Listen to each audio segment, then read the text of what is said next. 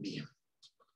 Bien, chicos, vamos a continuar donde nos quedamos. Ustedes están viendo la tarea, ya están viendo ahí, queriendo resolver la tarea.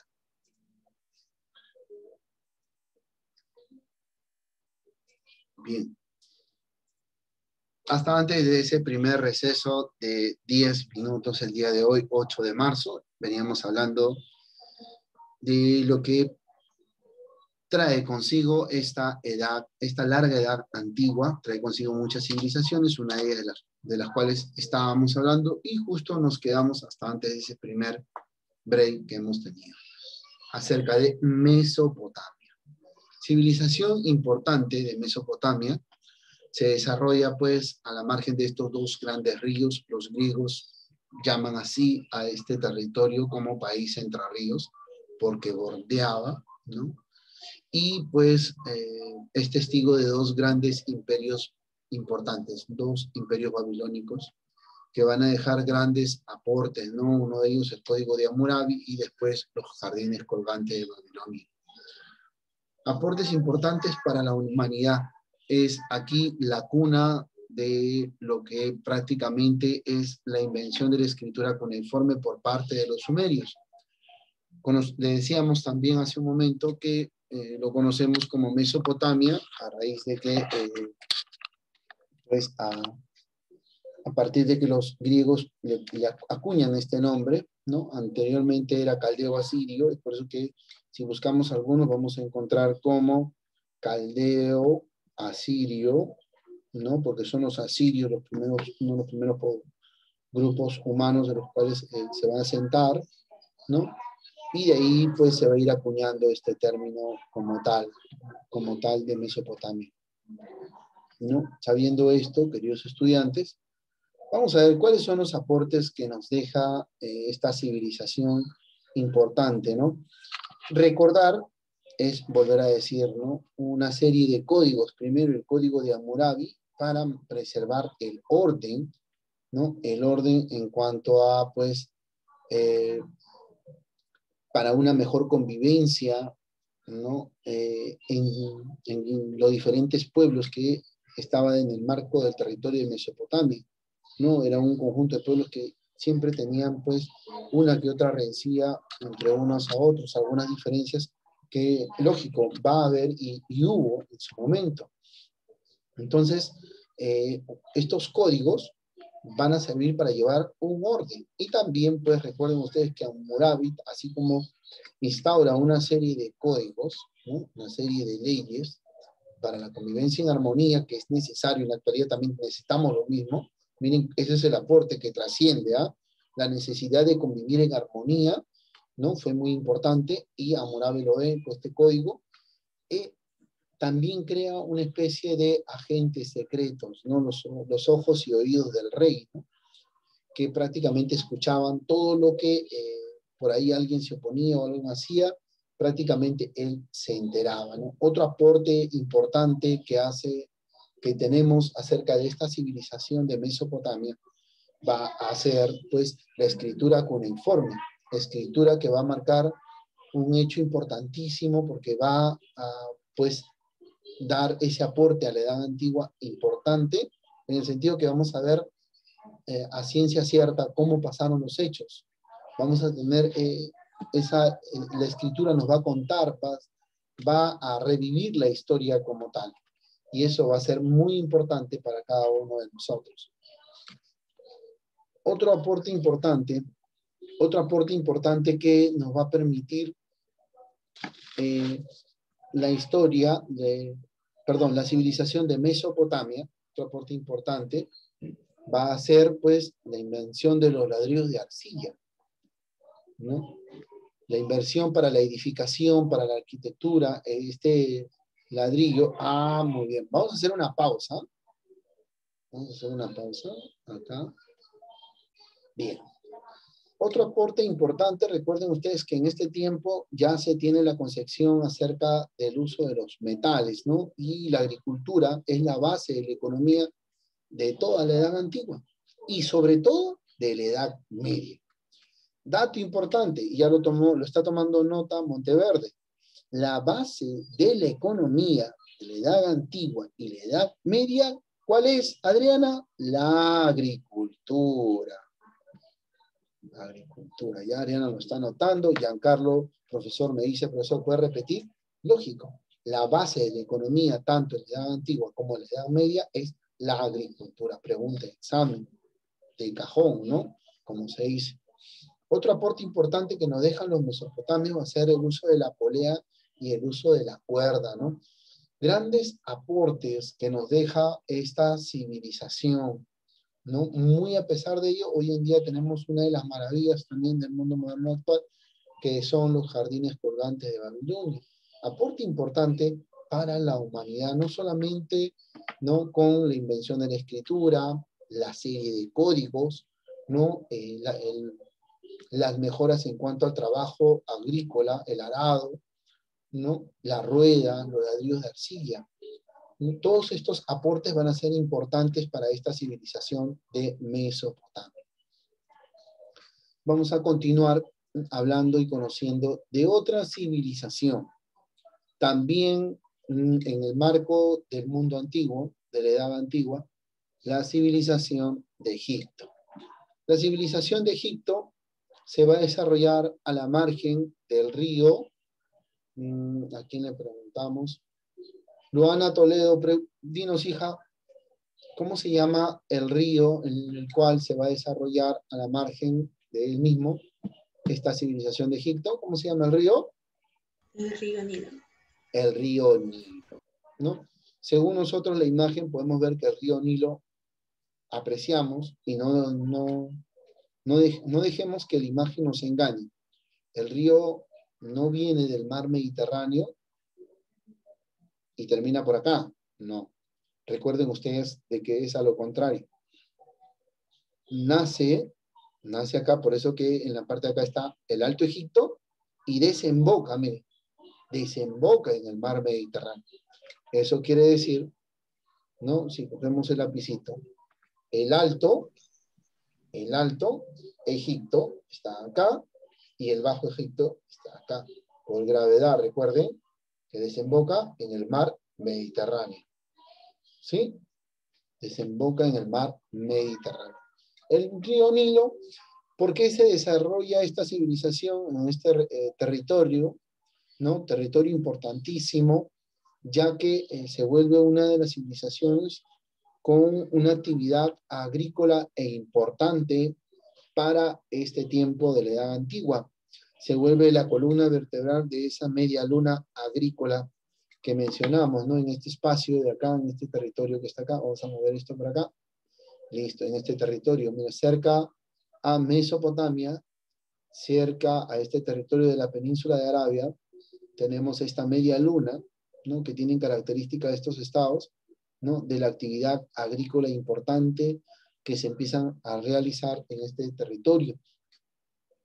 Gracias a que el río Nilo en algunas estaciones, ¿no?, tanto en el mes de septiembre como en otro mes también, pues el río llega a su máximo caudal, se eleva y desborda.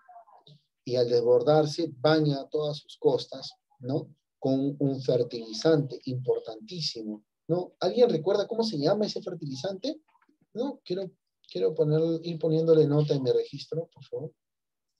¿Alguien se acuerda? ¿O ha escuchado acerca de ese fertilizante?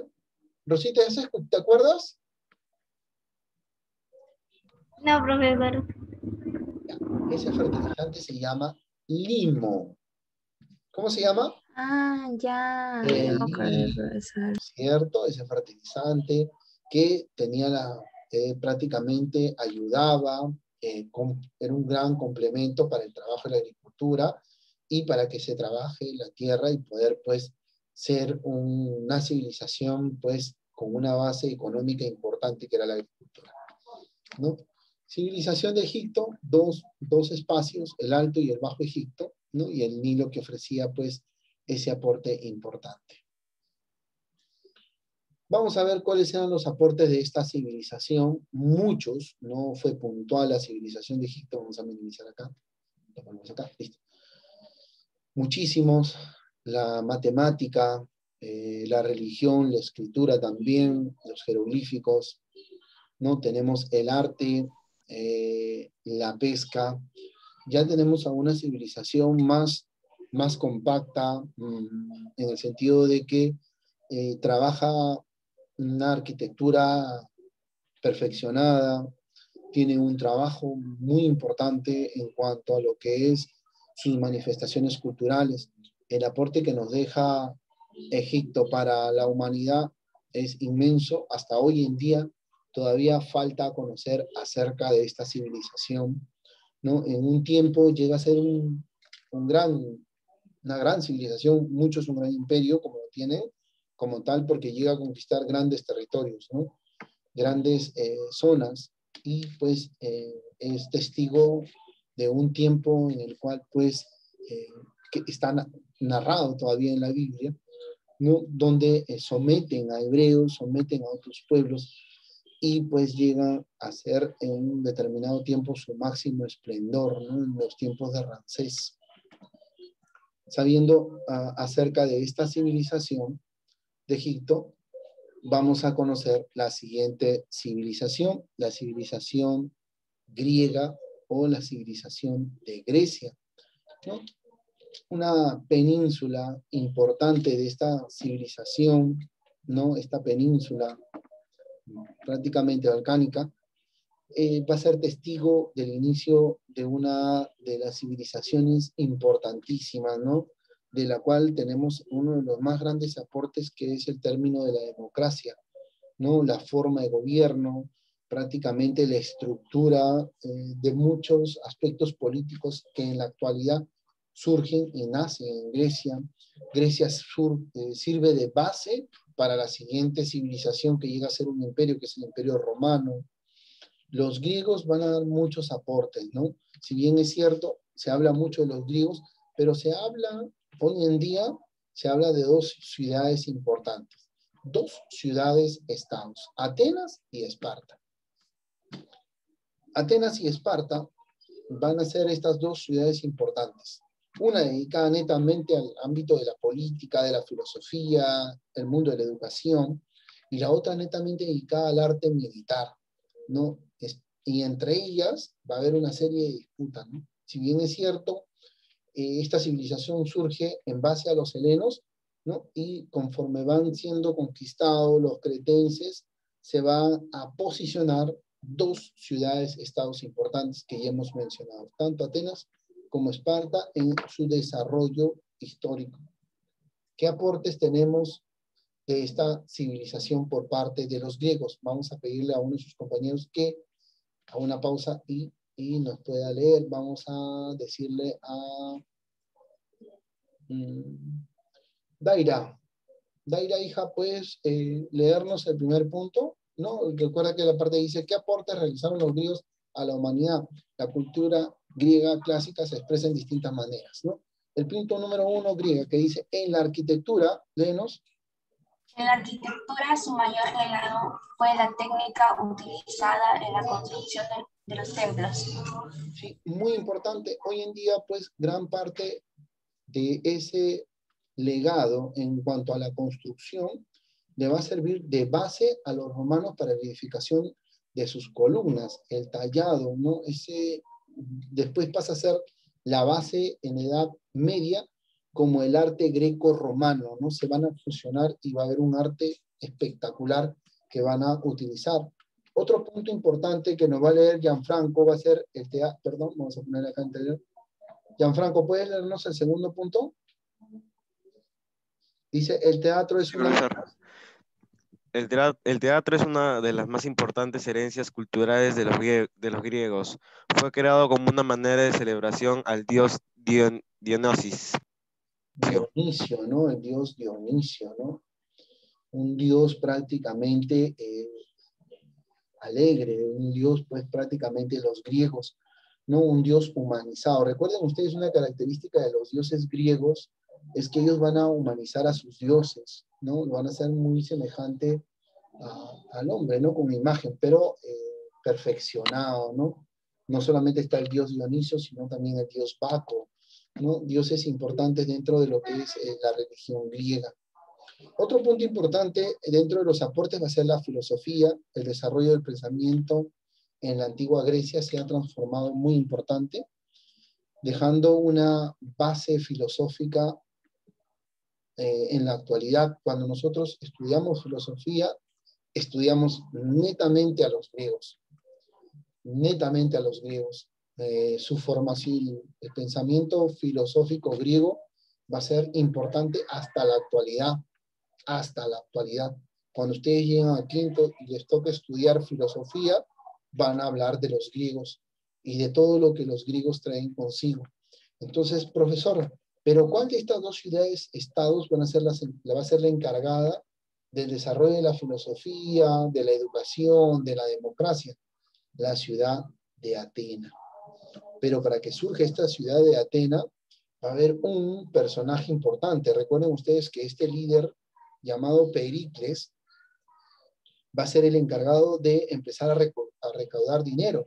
Empieza a recaudar, sube los impuestos en la civilización, ¿no? Imagínense, empieza a elevar los impuestos, ¿no? Para la construcción de esta ciudad de Atenas, ¿no? Y prácticamente con él se da este segundo siglo de oro de Pericles, ¿no? Ya después van a ser dominados y conquistados, ¿no? Pero es Pericles quien lleva su máximo esplendor y es de una vez ya cuando se dan pues estas construcciones, se mejoran las ciudades, ¿no? Es donde surge con mucha más fuerza el tema y los términos de la filosofía y de la política.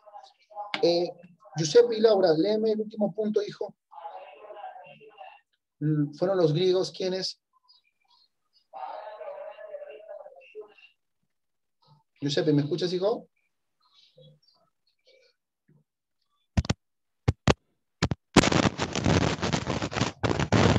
A ver, te ayudo, Giuseppe, creo que está por ahí. Te ayudo, hijo, no te preocupes. Fueron los griegos quienes sentaron las bases de la democracia como sistema político, lo cual permitió crear nuevas reglas en relación de la persona. ¿Qué es lo que pasa? ¿Qué aporte dan los griegos con el término de la democracia para el sistema de la organización política? ¿No? Recuerden ustedes que, al igual que, recuerden ustedes de Roma, que lo vamos a ver más adelante, cómo Roma, pues, se forma en base a 3 tiempos importantes, ¿no? Su etapa monárquica, su etapa republicana. La etapa republicana tiene netamente características griegas. ¿Por qué? Porque van a buscar que el pueblo gobierne, ¿no? Nosotros entendemos como democracia cuando tenemos derecho a elegir. Claro, es la acción, es el sinónimo prácticamente. Pero la palabra democracia significa el gobierno del pueblo. O sea, el pueblo tiene derecho a decidir, ustedes tienen derecho a decidir también. Es importante este sistema político porque hoy en día los países vivimos en democracia, ¿no? Tenemos derecho a elegir. Sus padres eligen a los presidentes. Dentro de poco vamos a elegir a nuestro futuro presidente del Perú. Entonces, un término importantísimo, un sistema político, ¿no? Una base política importante que hasta la actualidad está, imagínense. El derecho de elegir y de pasar a sufragio, a elegir a un representante, ¿viene de dónde? De un aporte que dejaron los griegos. Entonces, estamos viendo de que los griegos, al igual que Mesopotamia, al igual que Egipto, nos va a dejar grandes aportes. Hemos hablado de 3 civilizaciones: Mesopotamia, Egipto y Grecia, en estos 40 minutos. Todavía que ya estamos por cerrar estos 40 minutos. Ahora vamos a hablar acerca de una civilización importante que es la civilización romana. Con esto vamos a cerrar todo lo que trajo consigo la edad antigua y, como se dice, bañarnos, recordarnos un poquito acerca de estos conocimientos de la edad antigua para poder tomar e iniciar la edad media, la siguiente, la segunda edad de la historia, ¿no? Vamos a hablar acerca de esta civilización romana, ¿no? Este río Tíber, testigo de la formación en el monte Palatino, 7 colinas se ubican en el desarrollo de esta civilización importantísima que es, y que pasa a ser un gran imperio, que es el Imperio Romano. La península de Italia es testiga es pues la testigo propio del desarrollo de este gran imperio.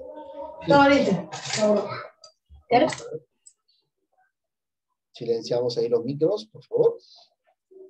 Imperio en el cual vamos a tener un proceso histórico desde el primer rey, ¿no? Recuerden ustedes la parte leyenda como su primer rey, Rómulo, pues funda la ciudad, ¿no? Recuerden ustedes que hay toda una historia, una leyenda acerca de la formación del Imperio Romano en su etapa monárquica. El último monarca va a ser Lucio Tarquino, y va a ser pues quien cierra esta etapa para dar inicio a la república, donde los patricios y plebeyos se van a posicionar, ¿no?, para formar lo que es el Senado y van a conducir a este imperio. Luego de la primera etapa monárquica, de la segunda etapa republicana, va a traer consigo la etapa imperial, etapa donde el general Octavio, ¿no?, el general Cayo Octavio Turino, va a lidiar con uno de los hechos importantes. Se está sintiendo la caída del Imperio Romano de Occidente, ya para lo cual ha sido dividido en dos. Teodosio, recuerden ustedes, divide en dos el Imperio Romano y traslada una nueva capital entre sus dos hijos. Ya se está sintiendo, como se dice, la caída, ya que el territorio romano va a ser invadido por germanos, ¿no? Va a haber soldados germanos, va a haber generales no, va a haber por debajo de los generales, van a tener grandes cargos, germanos van a tener grandes cargos. Entonces, la gran mayoría del ejército imperial romano va a estar conformada por germanos, y son estos mismos germanos, empujados por otros bárbaros, entre comillas, ¿no?, que son los hunos, liderados por Atila, van a ser empujados a querer pues conquistar e invadir el territorio romano, hasta pues lograr una de las primeras oleadas de invasión bárbara, no sin antes recordar que los romanos llamaban bárbaros a todos aquellos que estaban o que vivían alrededor de su territorio y que no querían aceptar el derecho romano como tal, ¿no? Al no querer aceptar el derecho romano como tal, eran considerados bárbaros.